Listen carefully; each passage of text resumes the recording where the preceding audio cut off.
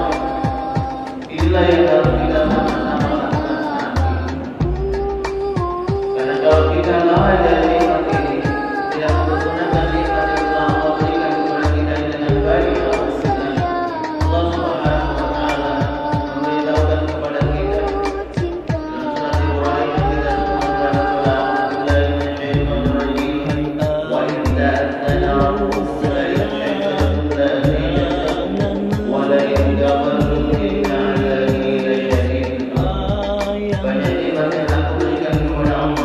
Kalau nikmat ini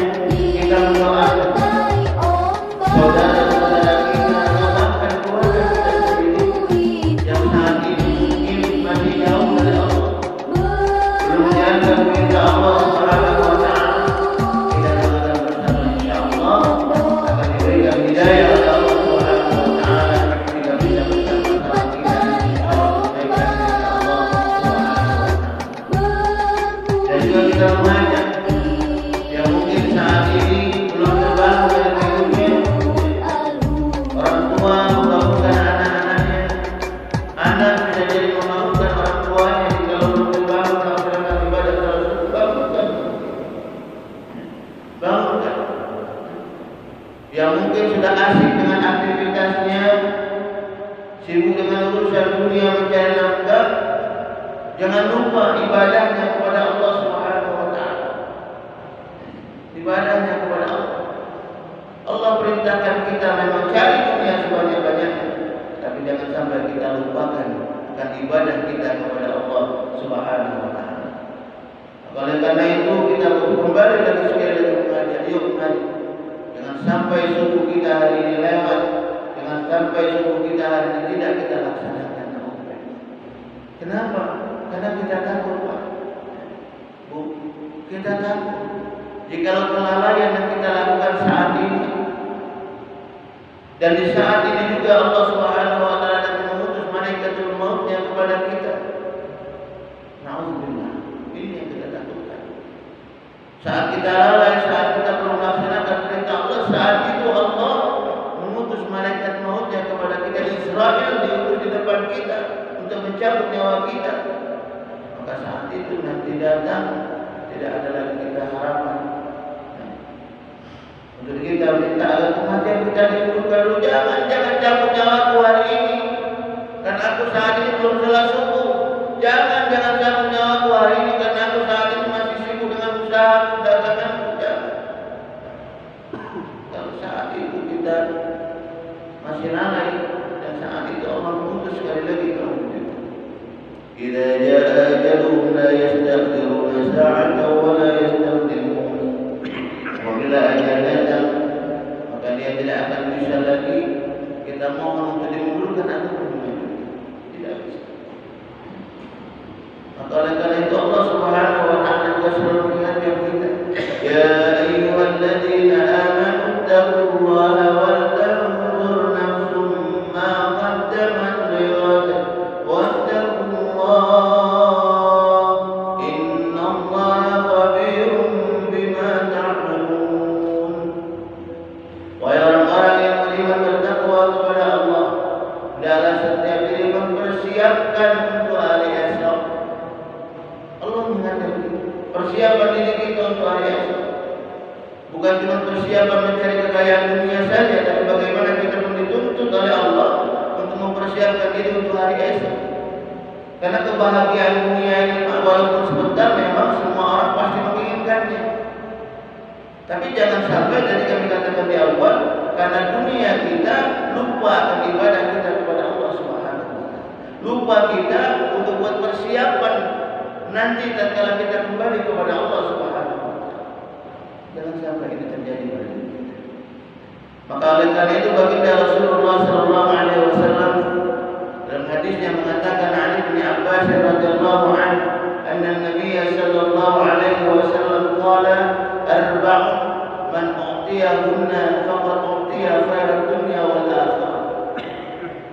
Qalban syakiran wa lisanan dhakiran wa badanan 'ala al-bala'i sabiran wa zawjatan la tabghi hawban fi maliha wa nafsiha.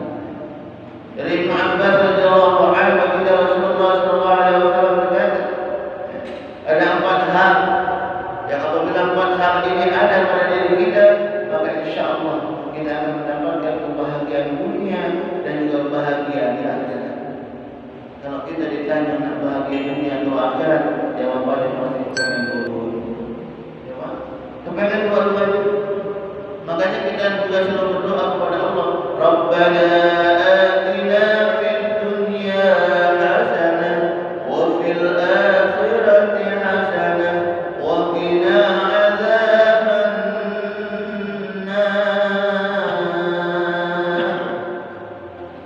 ya Allah, berikan kepada kami kebaikan di dunia dan juga berikan kepada kami kebaikan di akhirat. Wa qina adzabannar. Jauhkan kami ya Allah dari siksa neraka. Ini munajat dan doa kita semua. Akan tetapi munajat dan doa ini, kalau kita hanya berdoa saja tapi tidak berusaha untuk bagaimana kita mewujudkan doa kita, mustahil Allah Subhanahu wa taala akan memberikan kebahagiaan.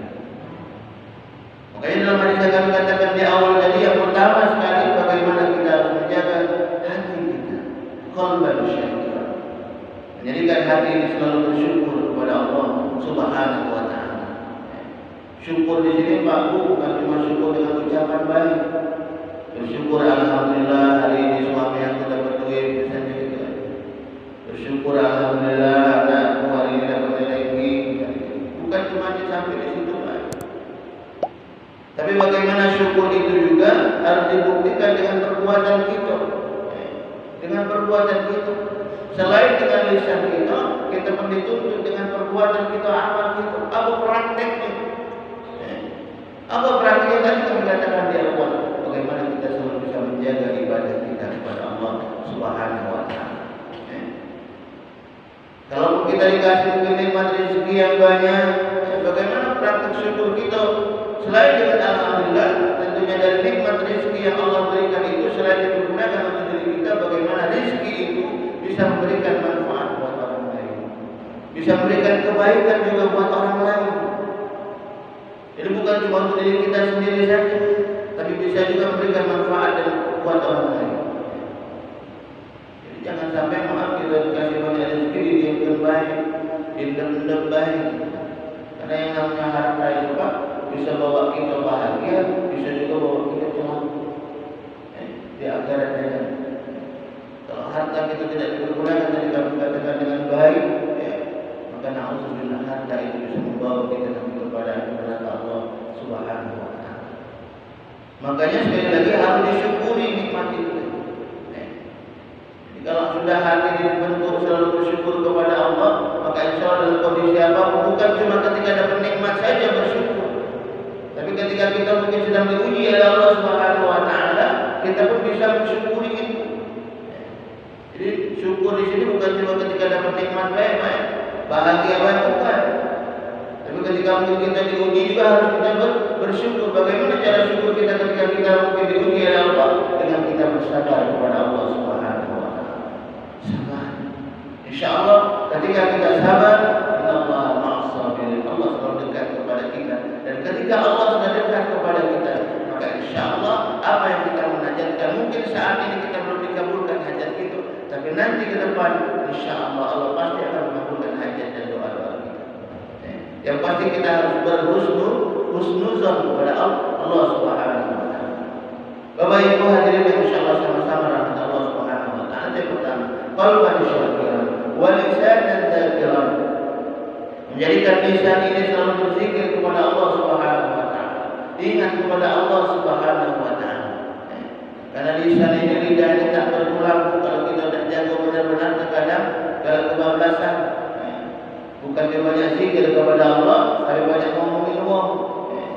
Bukan dia banyak zikir kepada Allah, tapi malah banyak mencari-cari celah, keburukan orang lain. Ini lisan. Makanya ada pepatah Arab yang mengatakan lisan bukan syai'un. Lisan itu bagaikan pedang. Kalau pedang ini tidak digunakan dengan benar, bisa jadi kepada kita menyayat diri kita sendiri. Makanya hati-hati dengan lisan kita. Jaga lisan ini dengan baik. Banyak pergunakan untuk selalu zikrullah, ingat kepada Allah Subhanahu wa taala. Ketika lisan ini sudah selalu kita pergunakan untuk zikrullah, maka insyaallah lisan ini akan bisa terjaga dari kata-kata yang mungkin menyakiti orang lain. Kata-kata yang mungkin membuat orang lain tersinggung, insyaallah terjaga lisan. Tapi bagaimana caranya kita bisa mengarahkan itu? Tadi latih lisan kita untuk selalu ingat kepada Allah Subhanahu wa taala. Karena yang namanya ingat kepada Allah kan bukan cuma dengan ingat lisan saja, dengan katakan di awal, dan juga dengan perbuatan sholatnya jadi jangan lupa. Ini ketika ingat sama Allah, aku ingat sama Allah, tapi dengan lisan baik ingat. Pas waktu sholat ingat sama Allah sudah. Iling wae kata orang Jawa, bukan yang ini. Tapi yang dua-duanya seimbang sama. Lisan kita. Qalban syakiran wa lisanan dzakiran. Yang ketiga, wa badanan 'ala al-bala'i sabiran. Tubuh yang apabila diuji oleh Allah Subhanahu wa taala bersabar. Karena yang namanya badan kita ini Pak, walaupun kita sudah fitness, sudah olahraga, dan lari pagi tiap hari, kadang-kadang ada yang diuji oleh Allah dengan penyakit. Ada saja. Walaupun sakitnya ringan, mungkin cuma sakit kepala baik, dan sakit mata baik, tapi itu ujian itu. Kita ini kan berharap kehidupan kita ini maunya bahagia, maunya tenang dalam keluarga. Tapi terkadang ada saja pasti Allah akan menguji keluarga kita, menguji diri kita dengan sesuatu yang mungkin menurut kita tidak enak, yang mungkin menurut kita apa sih Allah cak ini atau kita. Tapi sebenarnya kita tidak tahu di balik itu Allah sebenarnya sayang kepada kita. Dengan Allah menguji kita dengan yang mungkin sesuatu yang kita tidak senangi, itu sebenarnya itu menunjukkan bahwa Allah itu sayang kepada kita. Agar apa? Agar kita ingat selalu kepada Allah Subhanahu wa Ta'ala. Allah tahu mungkin si fulan ini kalau misalnya langsung kasih rezeki duitnya banyak, kaki bisa jadi kufur kepada Allah, tidak syukur nikmat kepada Allah. Oh si fulan ini kalau langsung kasih hajatnya, kaki bisa jadi berubah. Yang tadinya selalu ibadahnya rajin, ke masjidnya rajin, belok pengajiannya rajin. Kalau aku kasih rezeki yang dia minta, pasti kaki dia berubah. Makanya ditangguhkan oleh Allah Subhanahu wa Ta'ala. Ditangguhkan. Bukannya tidak diberi, tapi ditangguhkan oleh Allah Subhanahu wa Ta'ala. Kenapa? Karena Allah tahu tadi dengan diri itu, sifatnya kita manusia ini kebanyakan. Kalau sudah dikasih kesenangan dunia, kalau kukuh kepada yang memberikan kenikmatan ini, itulah sifat kita ini.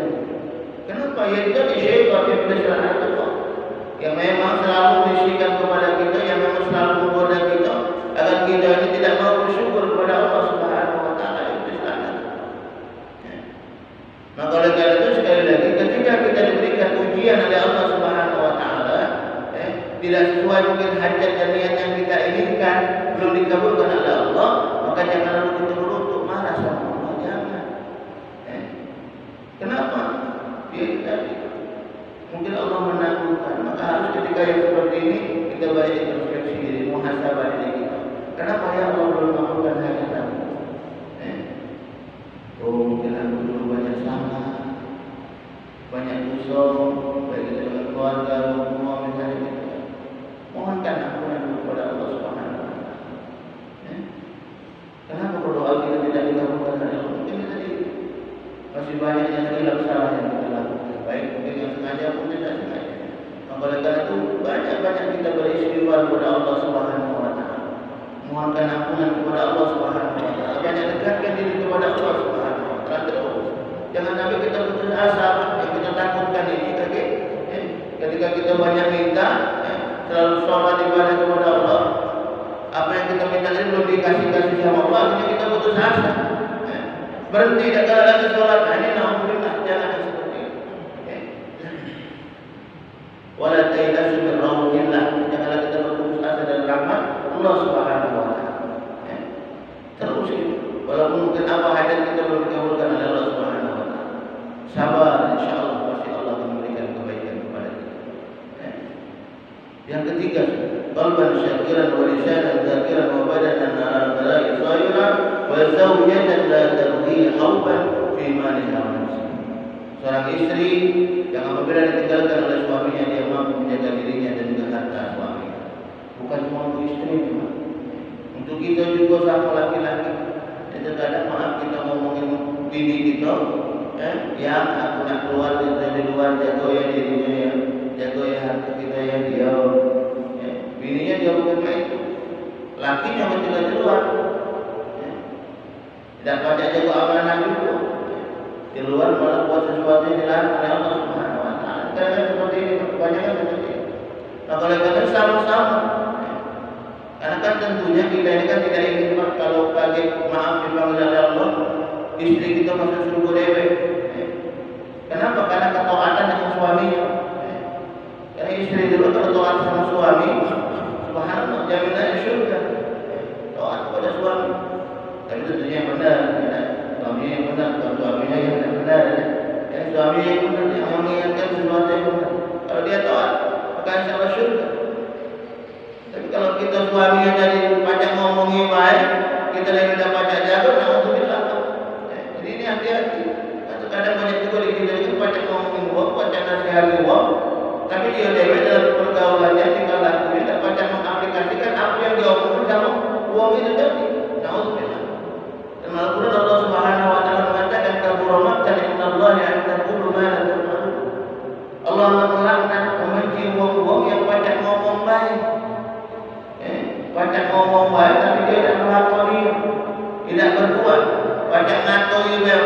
masjid kau main itu karena kue ngomong baik, kok pusatnya main tapi dia jaga masjid, ke masjid baca dengan tuh ini naudzubillah. Jangan sampai seperti itu. Jadi kita sama-sama ketika kita berbicara apa yang kita omongkan, kalau besok kita harus berusaha melakukan itu. Kenapa? Karena tuntutan Allah kepada kita yang berat. Kalau kita ngomongin tapi kita tidak jalankan, Allah melaknat ini. Dan tentunya sekali lagi kita semua tidak menginginkan Allah Subhanahu Wa Taala murka kepada kita. Maka oleh karena itu sekali lagi, mari selalu kita jaga, kita dekatkan diri kita kepada Allah Subhanahu Wa Taala. Dan jangan lupa, selain kita dekat kepada Allah, selain kita dekat kepada Allah sekali lagi dengan ibadah kita bagus, jangan juga kita lupa harus jaga silaturahim kita dengan sesama manusia. Dengan manusia juga harus baik. Jangan cuma dewe yang bagus kepada Allah, tapi akhlak kepada tetangga dan bagus, jangan. Karena yang Allah akan berikan kebahagiaan itu ketika orang itu baik kepada Allah, bagus juga kepada sesama manusia. Aku minta Allah bagus, aku minta nas juga bagus. Ini yang insya Allah akan diberikan kebahagiaan oleh Allah Subhanahu Wa Taala.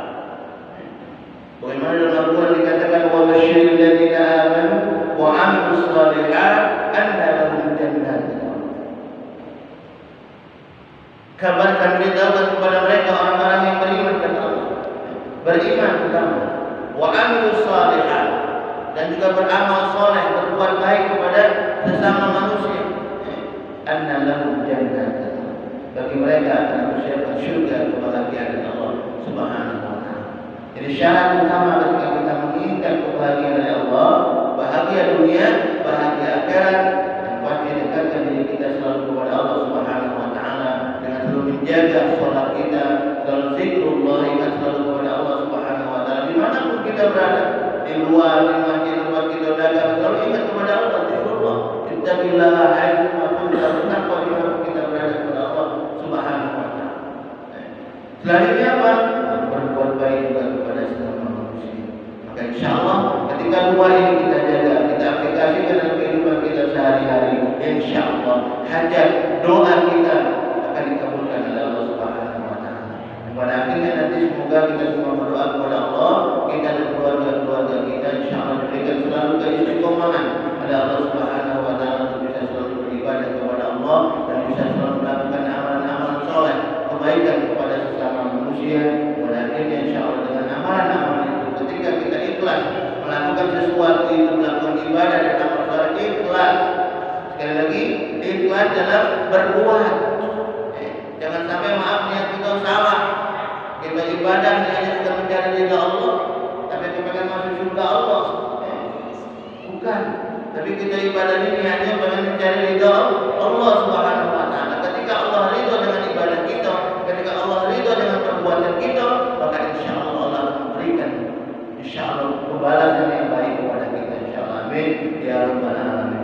Mungkin ini saja Bapak Ibu yang harus kami sampaikan sedikit tausiah. Semoga insya Allah dari yang sedikit ini dapat bermanfaat untuk kita semua.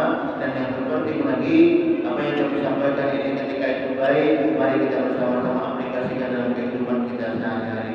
Karena ketika kita mengetahui sesuatu, tahu ilmunya, kalau ilmu itu belum diaplikasikan, belum diamalkan dalam perbuatan kita, maka manfaat dari ilmu itu masih belum maksimal. Bapak Arab mengatakan al-ilmu bila amalin kasyajari bila tamarin.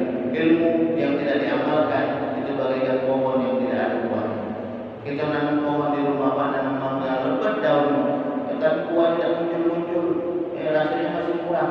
Tapi tetangga kita nanam pohon baru, pendek batangnya mangga, tapi buahnya sudah banyak. Itu membuktikan apa? Membuktikan bahwasanya insya Allah orang itu selalu beramal dan juga selalu mengaplikasikan apa yang didapatkan. Itu juga dengan ilmu kita. Maka oleh karena itu ketika kita kepengen ilmu yang kita dapatkan ini bisa memberikan manfaat kepada kita nantinya di akhir kehidupan kita, maka mari kita amalkan ilmu itu dalam kehidupan kita dan berusaha juga mengamalkan untuk orang lain. Maka insya Allah kita akan mendapatkan kebaikan dari ilmu yang kita dapatkan ini tadi. Insya Allah. Amin. Ya Rabbal Alamin. Ini saja yang kami sampaikan. Kalau lebihnya kami mohon maaf kepada Allah kami manapun. Usikum nafsi bitaqwallah. Assalamualaikum warahmatullahi wabarakatuh. Selanjutnya mari kita bersama-sama mengajar bermohon kepada Allah Subhanahu wa taala.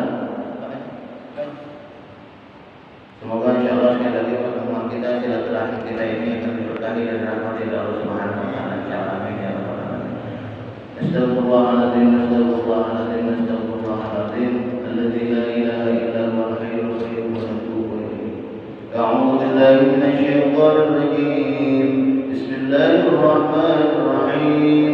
Alhamdulillahi rabbil alamin. Allahumma salli ala Muhammad wa ala alihi wa ashabihi ajma'in. Allahumma ighfir lana dhunubana wa liwalidayna warhamhum kama rabbawna shighara wa li jami'il muslimina wal muslimat wal mu'minina wal mu'minat al-ahya'i minhum wal amwat innaka ala qaribun mujibud da'awat wa ya qadiyal hajat. Allahumma inna nas'aluka al-'afwa wal 'afiyah was sihhata was salamah wal mu'afata daima fid din wad dunya wal akhirah. Allahumma iftah lana abwabal khair wa abwabal barakah wa abwabal ni'mah wa abwabal rizq wa abwabal quwwah wa abwabal 'afiyah wa abwabal salamah wa abwabal jannah. Allahumma inna nas'aluka ridhaka wal jannah wa na'udzu bika min sakhatika wan nar. Allahumma ij'al jam'ana jam'an marhuman wa tafarruqana tafarruqan mubarakan ma'suman. Rabbana zalamna anfusana wa in lam taghfir lana wa tarhamna lanakunanna minal khasirin. Rabbana atina fid dunya hasanah wa fil akhirati hasanah wa qina adzaban nar. Subhana rabbika rabbil izzati amma yasifun wa salamun alal mursalin walhamdulillahi rabbil alamin. Kepada majelis, subhanakallahumma wa bihamdika asyhadu an la ilaha illa anta nastaghfiruka wa natubu ilaik. Assalamualaikum warahmatullahi wabarakatuh.